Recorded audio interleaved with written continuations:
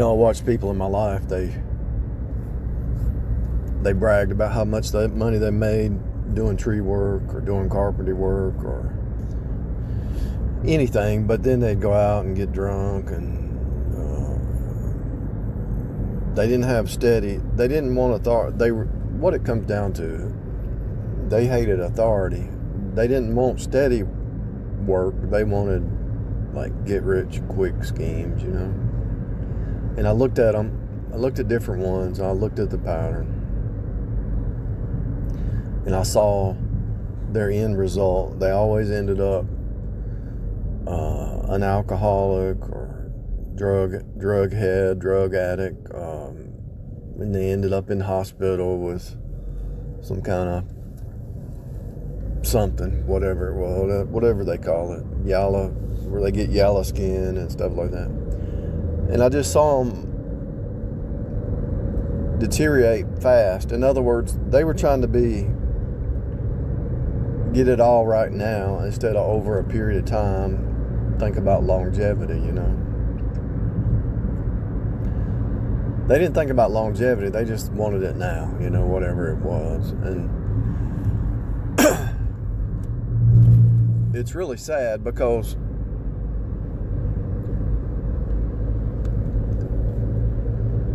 they could have had such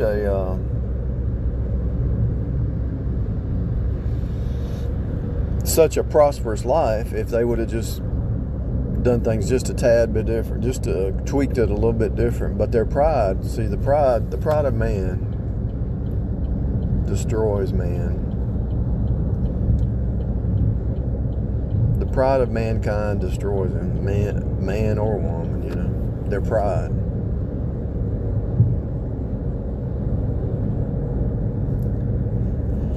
And because they're doing things that they shouldn't be doing, they have to drink or they have to drug because they have their conscience that's bothering them, so they have to shut down their conscience. They have to get drunk. Instead of facing themselves, they have to do something so they don't look at themselves. And the narcissists who don't do the drinking and drugs, they just become more of a narcissist because they can't look in the mirror. They have to, their conscious is seared as with a hot iron. They destroyed their consciousness or whatever you want to call it. They destroyed their ability to admit wrong, to admit guilt over time, because they have to see themselves as perfect, or they would jump off a bridge. They can't imagine themselves being not perfect, or having ills and problems and issues. They can't imagine being wrong, because it will destroy them. The insecurity that they had to create a false self because they're afraid to look at their thoughts of being real, They can't look at themselves. When I talk to people and I say, well, there's no reason for me to talk because it's a one-sided conversation. I don't even need to be here because you're not hearing what I'm saying. You're just talking and talking and talking. When I say that to somebody, it's hard for them to accept it, whoever it is. I saw it in a marriage. I saw it in friends. I saw it in family. I saw it at work. I saw it everywhere. That people who want to overtalk, they are pretty much saying it doesn't matter what you think. It doesn't matter what it's all about them, right? You can catch a selfish person because they don't listen.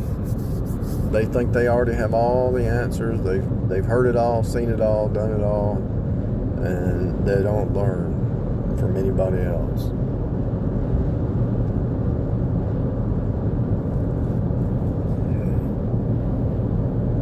One of the reasons that preachers like to listen to other preachers because they learn from the other preacher. One of the reasons that mathematicians like to listen to other mathematicians because they learn from the other mathematicians.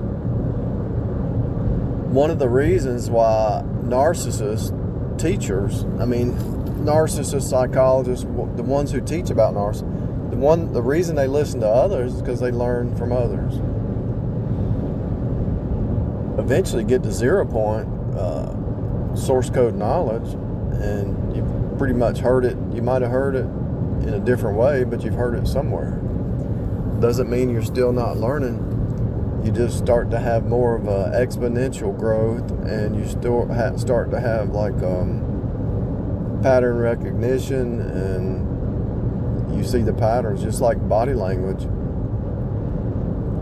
If you study body language for a couple of years, you'll start to pick up on things, and then you study some other body language teachers, they'll talk about things you didn't see, and it starts to become just like instant, You have to listen to other people, is my point. Investors, you have to listen to other people.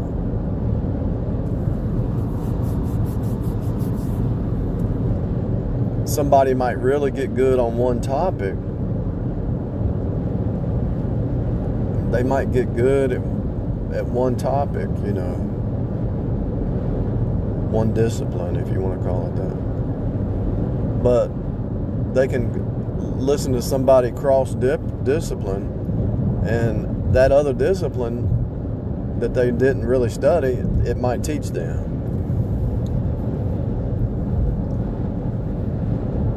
I've had a few people in my lifetime, they say, in the real world, they say, you're the smartest person I ever met.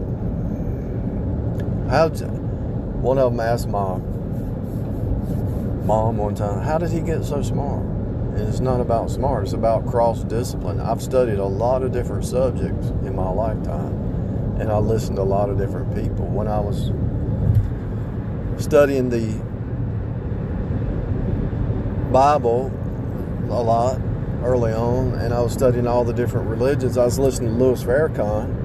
Not that I was following him, I was just listening to what he was teaching. And that's when my ex-wife said, don't listen to him. She was losing her mind that I was listening to him. I said, I'm not believing what he's saying, I'm just listening to what he's teaching. She couldn't understand that. And the reason is, I think when you're married to a narcissist or around one, they don't want you to outpace them or outgrow them or see through them or know something they don't know. It makes them mad because you're leaving them behind, they think. They think you're leaving them behind, and maybe you are, and that's what they're afraid of. Who knows? Maybe when you see through them and you see what they are, you don't mess with them anymore. You see through their fake reality, That's not your plan, I guess, but it's probably the end result, and they probably know it. Don't listen to him. What are you talking about, woman? It's a free world. What are you talking about? A lot of churches will do that. You go to a church, and the church, you start listening to, let's say you go to a Baptist church, and you talk about some Methodist preacher you heard online or something, I'm sure there's some Methodist preachers that teach some good stuff. And you say, I was listening to this Methodist preacher. Why are you listening to Methodist? I was listening to this, why are you listening to them? What do you mean? I'm just seeing different perspectives, man. They want to close you into that little box, right? When you start to look at things from multi-perspectives, multi-discipline, across the disciplines, different ideas, different concepts, they get angry. When you study the gurus, if I listen to a sad guru, somebody who's saved or Bible believer, they're going to get mad because I'm listening to sad guru. Doesn't mean I believe in him. I just want to see what he's saying. And if he has some stuff, I can pull some truth out of what he's saying.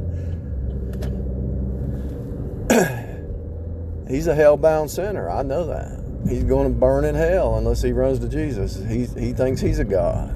I know their final teaching. They think they're gods. But they're going to burn.